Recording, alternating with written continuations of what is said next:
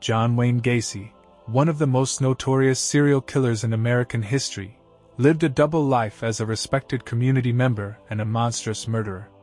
His story is a disturbing blend of outward normalcy and hidden depravity. Early life and background. John Wayne Gacy was born on March 17, 1942, in Chicago, Illinois, to John Stanley Gacy and Marion Elaine Robinson. His father was an abusive alcoholic, often belittling and physically attacking young Gacy.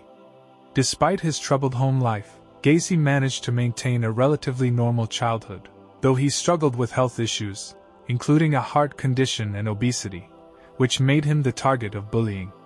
Early adulthood and first arrest. Gacy's adult life began promisingly enough.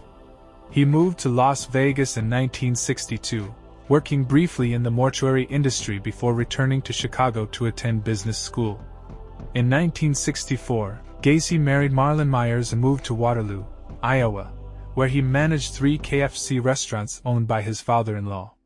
Gacy became an active member of the local JCs, a leadership and civic organization, and appeared to be a model citizen. However, beneath this facade lay a dark side. In 1968, Gacy was convicted of sexually assaulting 2 teenage boys. He was sentenced to 10 years in prison but served only 18 months, being released on parole in 1970 for good behavior. His wife divorced him during his imprisonment, building a new life.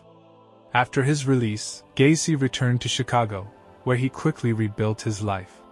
He became a successful building contractor, remarried, and engaged in community activities. Gacy was known for his charitable work, particularly his performances as Pogo the Clown at local parties and children's hospitals. His alter ego, Pogo, was a favorite among the neighborhood children, further cementing his image as a likable and caring individual. The murders. Despite his seemingly respectable life, Gacy's inner demons resurfaced. Between 1972 and 1978, he lured at least 33 young men and boys to his home, where he sexually assaulted, tortured, and murdered them.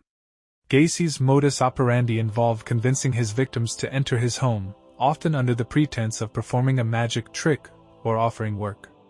Once inside, Gacy would handcuff them and reveal his true intentions. Gacy buried 26 of his victims in the crawl space beneath his house, discarding others in the Des Plaines River. The sheer number of victims and the methodical nature of his crimes shocked investigators and the public alike.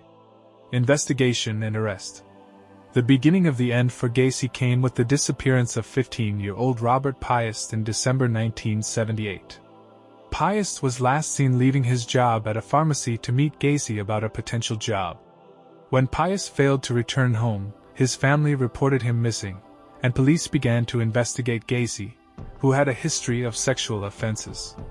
During their investigation, police uncovered a pattern linking Gacy to several other disappearances. They obtained a search warrant for his house, initially finding suspicious items, including a high school class ring, handcuffs, and driver's licenses belonging to other missing boys. The smell of decomposing bodies in Gacy's crawl space led them to conduct a more thorough search. On December 21, 1978, Gacy confessed to his attorney, and subsequently to the police, detailing his gruesome crimes. Over the next few days, investigators unearthed the remains of 29 victims from his property. Trial and conviction. Gacy's trial began on February 6, 1980. The defense attempted to argue that Gacy was insane, citing his multiple personalities and the gruesome nature of his crimes as evidence of his mental instability. However, the prosecution presented a robust case, demonstrating Gacy's calculated actions and his attempts to cover up his crimes.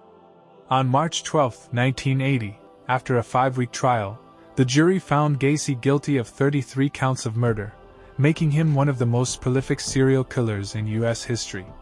He was sentenced to death. Imprisonment and execution. Gacy spent 14 years on death row at Menard Correctional Center in Illinois. During this time, he continued to paint, often creating disturbing images of clowns and other macabre subjects, which he sold to collectors. He maintained his innocence in several interviews, claiming that others had committed the murders. The clowning was relaxation for me. I enjoyed death. John Wayne Gacy, one of America's most notorious serial killers, was executed on May 10, 1994, at Stateville Correctional Center in Illinois. Sentenced to death for the murders. On the day of his execution, Gacy was served his last meal, which consisted of fried chicken, French fries, a pound of strawberries, and a Diet Coke, reflecting his past as a KFC manager. He spent his final hours with his family and a Catholic priest, who administered the last rites. At 12:58 a.m., Gacy was strapped to the execution gurney and given a lethal injection.